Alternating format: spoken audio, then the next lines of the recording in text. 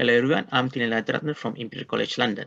During this brief talk, I will present our work titled Synthesizing Head Motion for a Morphabale Robotic Face, a primarily study towards high-fidelity robotic patients.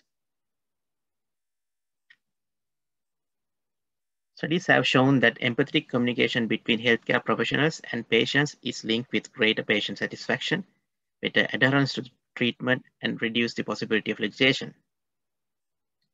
Head motion together with facial expressions play an important role in empathetic communication, in addition to verbal responses. This short video clip shows how a doctor examines the abdomen of a simulated patient. As you can see, facial expression and head motions during primary medical examinations, such as manual palpation like in this video, is often used as a feedback modality to assess a range of medical hypotheses for diagnosis. When patients experience discomfort or pain due to palpation movements, they communicate their feelings and emotions through verbal and nonverbal channels, including facial expression and head motions. However, learning to interpret facial expression and head motions or gestures of patients of diverse ethnic and gender background during medical examinations or medical procedures has been one of the key challenges in medical training. Often this requires years of learning, interaction, and practice with the patient. However, given the difficulty of recruiting and costs associated with simulated patients and liabilities with real patients, simulated-based education methods have gained much attention in the recent past to address the issues of medical training. These images show some of the existing simulation-based education platforms with facial expression rendering. We can classify these systems as physical, virtual, and hybrid. Physical systems or mannequins such as pediatric is capable of replicating facial expression as well as neck motions. However, even with great details, none of these physical faces are able to replicate diversity of faces due to gender and ethnicity. On the other hand, fully virtual methods are capable of synthesizing a large number of facial expressions as well as diversity. However, these 2D-based virtual systems lack physicality or sense of urgency compared to physical systems. Therefore, given the drawbacks in fully virtual and physical systems, we found that hybrid systems can deliver accurate visual feedback with diverse faces and adequate physicality. These points motivated us to propose a soft robotic patient with facial expression rendering, and issues in existing solutions related to faces led us to develop a hybrid Morphable face called Morphace for this Robopatient. The Morphace is capable of rendering male and female faces of white, black, and Asian ethnicity. We also integrated the Morphace with a Phantom and a force sensor platform to develop a first-generation abdominal palpation simulator with facial expressions. Nevertheless, we noticed that most of the existing robotic patients, including our systems, are not capable of producing dynamic head motion with facial expressions. This motivated us to work on the present study.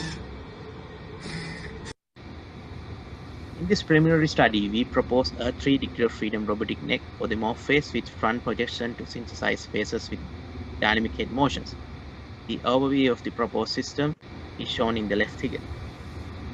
The proposed system consists of the Morphace, a 3-degree of freedom robotic neck, a PC or laptop to generate virtual faces, and a LED pico projector. This short clip shows an example head motion synthesized by the proposed system. A closer look for the developed robotic neck is shown in this figure.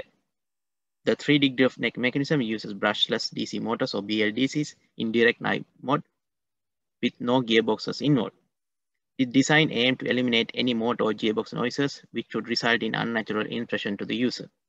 We use a counterweight mechanism and a 1-degree of freedom spring-based mechanism to minimize the torque on the BLDCs and to compensate the gravity. The virtual faces were rendered using Unit 3D and projected onto the Morphace using a LED pico projector. The overall architecture of the electronic control of the robotic neck is shown in the top figure. The BLDC motors were driven using simple FOC modules with field-oriented control method. A closed-loop PID position control system was used for each BLDC controlled. We tuned the respective PID gains of these controllers using pre-experiment.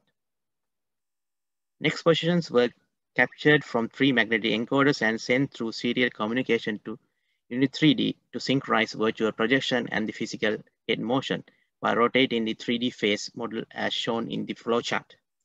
As the origin of rotations are different for the 3 axes, we first translate the reference point to respective origins and then rotate the face and then translate it back to achieve the overall transformation. In order to validate the overall system, we generate a set of human-like head motions and test whether the proposed robotic neck can replicate the desired motions and virtual projection and physical face are synchronized to synthesize different face identities with head motions.